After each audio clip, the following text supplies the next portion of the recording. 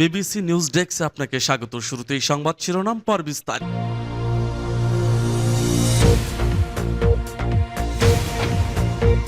জানিয়ে দিব আমাদের হাতে থাকা সর্বশেষ গুরুত্বপূর্ণ আপডেট। বাংলা সংবাদ। শান্তি শৃঙ্খলা রক্ষায় ভূমিকা রাখবে আলেম সমাজ, বলছে হেফাজতে ইসলাম। এরপর জানিয়ে দেব শহীদদের রক্তের সঙ্গে বেইমানি করা যাবে না, বলছে মজনু। আরো জানিয়ে দেব যুবদলের 14 নেতাকে বহিষ্কার। এদিকে শেখ হাসিনার পদত্যাগের 6 দিন পর বরগুনায় আওয়ামী লীগের সমাবেশ। সর্বশেষ জানিয়ে দিব সারা দেশে 538টি থানার কার্যক্রম চালু। শুনছিলেন সংবাদ শিরোনাম, এখন বিস্তারিত। তবে তার আগে অনুরোধ থাকবে ভিডিওটিতে একটি লাইক এবং কমেন্টস করে জানিয়ে দিন আজকের এই ভিডিও সম্পর্কে আপনার মূল্যবান মতামত। আর অবশ্যই এই ভিডিওটি আপনার ফেসবুক সোশ্যাল মিডিয়ায় শেয়ার দিয়ে ছড়িয়ে দিন আর জানিয়ে দিন আপনি কোন জেলা থেকে বা কোথা থেকে আমাদের সংবাদ শুনছেন এবং দেখছেন। অনুরোধ থাকবে আপনি যদি আমাদের এই চ্যানেলটিতে নতুন হয়ে থাকেন তাহলে অবশ্যই চ্যানেলটি সাবস্ক্রাইব করে পরবর্তী আপডেট সংবাদ পেতে চোখ রাখুন এবিসি বাংলা নিউজে। শান্তি শৃঙ্খলা রক্ষায় ভূমিকা রাখবে আলেম সমাজ, বলছে হেফাজতে ইসলাম। হেফাজতে ইসলাম বাংলাদেশের নেতারা বলেছেন, দেশে শান্তি শৃঙ্খলা রক্ষা ও কল্যাণ রাষ্ট্র প্রতিষ্ঠায় আলেম সমাজ বলিষ্ঠ ভূমিকা রাখবে। শনিবার বিকাল 3টায় বাইতুল মোকাররমের উত্তর গেটে দলটির উদ্যোগে নৈরাজ্য প্রতিরোধ ও শান্তি প্রতিষ্ঠার লক্ষ্যে অনুষ্ঠিত গণসমাবেশে নেতারা এসব কথা বলেন। সভাপতির বক্তব্যে হেফাজত মহাসচিব আল্লামা শায়েখ সাজিদুর রহমান বলেন, বৈষম্য বিরোধী ছাত্র আন্দোলনে হতাহতদের ঘটনার বিচার বিভাগীয় তদন্তের মাধ্যমে দোষীদের চিহ্নিত করে আইনানুগ ব্যবস্থা গ্রহণ করতে হবে। যারা নিহত হয়েছেন তাদের পরিবারকে ক্ষতিপূরণ এবং যারা আহত হয়েছেন তাদের সুচিকিৎসা নিশ্চিত করতে হবে। তিনি বলেন, 2013, 16 এবং 2021 সালে হেফাজতের নেতাকর্মীদের যারা নির্মমভাবে শহীদ করেছে আমরা তাদের দৃষ্টান্তমূলক শাস্তি চাই। 2013 সাল থেকে অদ্যাবধি হেফাজতের বিরুদ্ধে দায়ের সব মিথ্যা মামলা অবিলম্বে প্রত্যাহার করতে হবে। শিক্ষা কারিকুলাম থেকে ইসলামের সঙ্গে সাংঘর্ষিক সব বিষয় বাদ দিতে হবে। এছাড়া দেশের সংখ্যালঘু সম্প্রদায়ের লোকদের এবং তাদের উপাসনালয়ের নিরাপত্তা শতভাগ নিশ্চিত করতে হবে। এ ব্যাপারে আমাদের গুরুত্বের সঙ্গে দায়িত্ব পালন করতে হবে। তিনি আরো বলেন, হেফাজতে ইসলাম বাংলাদেশ কোটা সংস্কার ও বৈষম্য বিরোধী আন্দোলনে শাহাদাত বরণকারী সব শহীদদের মাগফিরাত কামনা করছি।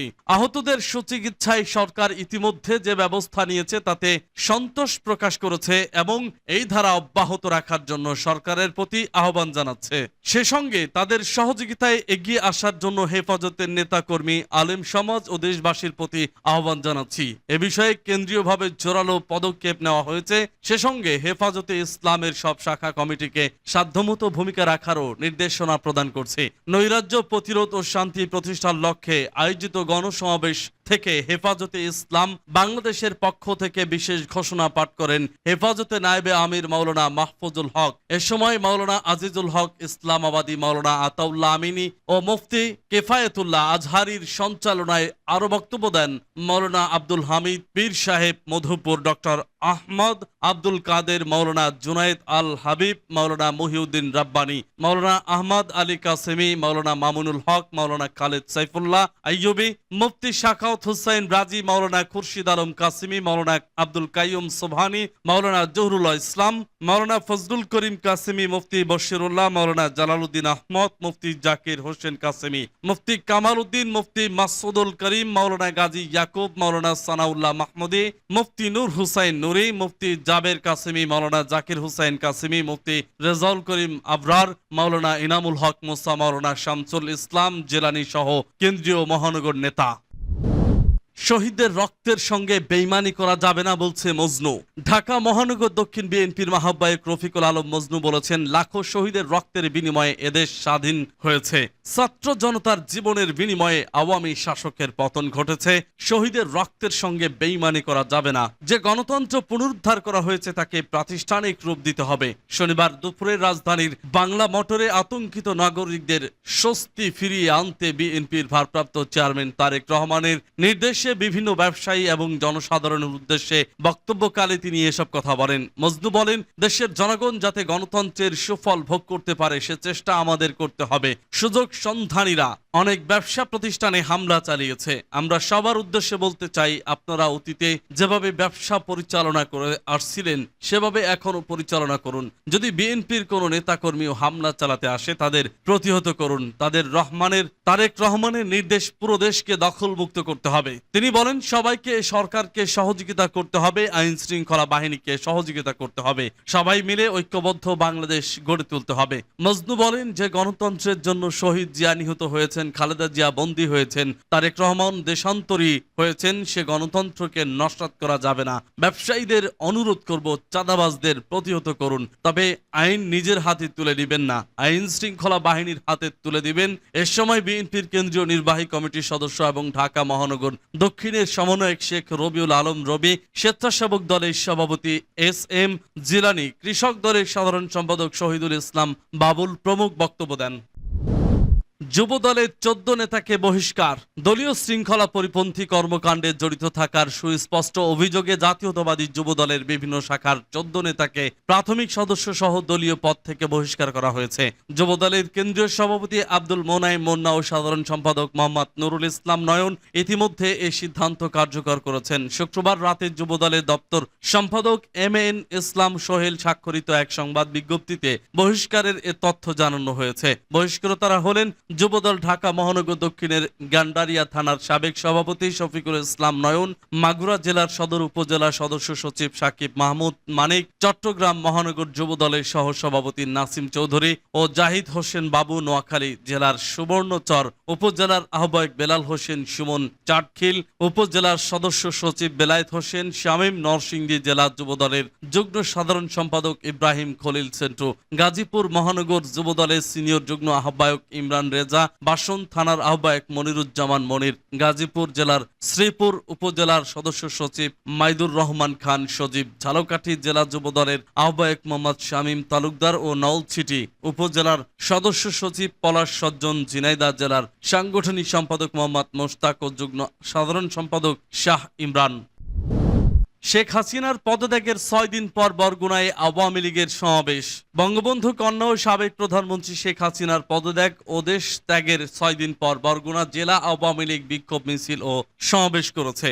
এ সময় শেখ হাসিনাকে দেশে ফিরিয়ে আনা ও গণতান্ত্রিক প্রক্রিয়ায় সুষ্ঠু নির্বাচনের দাবি জানানো হয়। এছাড়া দেশের চলমান সহিংসতার বন্ধের আহ্বান জানানো হয়। শনিবার বেলা 11টায় বরগুনা জেলা আওয়ামী লীগ কার্যালয় থেকে মিছিলটি শুরু হয়। মিছিলটি শহরের গুরুত্বপূর্ণ সড়ক প্রদক্ষিণ করে পুনরায় জেলা আওয়ামী লীগ কার্যালয় এসে শেষ হয়। সেখানে একটি সংক্ষিপ্ত সমাবেশ অনুষ্ঠিত হয়। এ সময় যুবলীগ, শ্রমিক লীগ, স্বেচ্ছাসেবক লীগ ও ছাত্রলীগের নেতাকর্মীরা উপস্থিত ছিলেন। সমাবেশে বক্তব্য দেন জেলা আওয়ামী লীগের সাধারণ সম্পাদক ও জেলা পরিষদ চেয়ারম্যান জাহাঙ্গীর কবির, জেলা আওয়ামী লীগের সাবেক যুগ্ম সাধারণ সম্পাদক ও সদর উপজেলা পরিষদের সাবেক চেয়ারম্যান আব্বাস হোসেন মোল্লা। আব্বাস হোসেন মোল্লা বলেন, বাংলাদেশ আওয়ামী লীগ বাংলাদেশের সবচেয়ে বড় রাজনৈতিক দল। ষড়যন্ত্রের মাধ্যমে শেখ হাসিনাকে দেশ ছাড়তে বাধ্য করা হয়েছে। আমরা আওয়ামী লীগ ঐক্যবদ্ধ রয়েছি। আমাদের প্রিয় নেত্রীকে ফিরিয়ে আনার জন্য আমরা লড়াই চালিয়ে যাব। একই সঙ্গে বর্তমান অন্তর্বর্তীকালীন সরকারের প্রধানের কাছে দাবি থাকবে 5ই আগস্টের পর থেকে আজ অবধি বরগুনা সহ সারা দেশে যে ধ্বংসযজ্ঞ হয়েছে তার সঠিক তদন্ত করার, এর মাধ্যমে দোষী ব্যক্তিদের বিচারের আওতায় নিয়ে আসতে হবে। জেলা পরিষদের চেয়ারম্যান জাহাঙ্গীর কবির বলেন, আওয়ামী লীগ সব ধ্বংসযজ্ঞের তীব্র নিন্দা ও প্রতিবাদ জানায়। সারা দেশের মানুষ আজ আতঙ্কিত। তিনি বরগুনার ব্যবসায়ীদের অনুরোধ করবেন, আপনারা স্ব স্থান থেকে এই হামলা ও ধ্বংসযজ্ঞ প্রতিহত করবেন। আওয়ামী লীগ ঘরে বসে থাকার দল নয়, জনগণ যা চায় আওয়ামী লীগ সেভাবে কাজ করবে। সবাইকে ঐক্যবদ্ধ হয়ে কাজ করতে হবে। দালালের বাচ্চাদেরকে উচিত শিক্ষা দেওয়া হবে। এদেশ থেকে তাড়িয়ে দেওয়া হয়েছে শেখ হাসিনাকে। শুধু শেখ হাসিনা নয়, এর দালাল পাঁচাটা গোলামের বাচ্চাদেরকেও এদেশ থেকে তাড়িয়ে দেওয়ার জন্য বৈষম্য বিরোধী ছাত্র আন্দোলন প্রস্তুত রয়েছে। সারা দেশে 538টি থানার কার্যক্রম চালু। ছাত্র জনতার অভ্যুত্থানে আওয়ামী লীগ সরকারের পতনের পর সারা দেশে বিক্ষুব্ধ জনতা বিভিন্ন থানায় অগ্নিসংযোগ ও ভাঙচুর করে। এ অবস্থায় বন্ধ হয়ে যায় দেশের সব থানার কার্যক্রম। তবে সুখবর হচ্ছে এরই মধ্যে কার্যক্রম শুরু হয়েছে দেশের বিভিন্ন এলাকার কার্যক্রম। শনিবার এক বার্তায় বাংলাদেশ পুলিশ সদর দপ্তর জানিয়েছে এখন পর্যন্ত 538টি থানার কার্যক্রম শুরু হয়েছে সারা দেশে। আরো বলা হয়েছে সারা দেশে 639টি থানার মধ্যে 538টি থানার কার্যক্রম শুরু হয়েছে। এছাড়া 110টি মেট্রোপলিটন থানার মধ্যে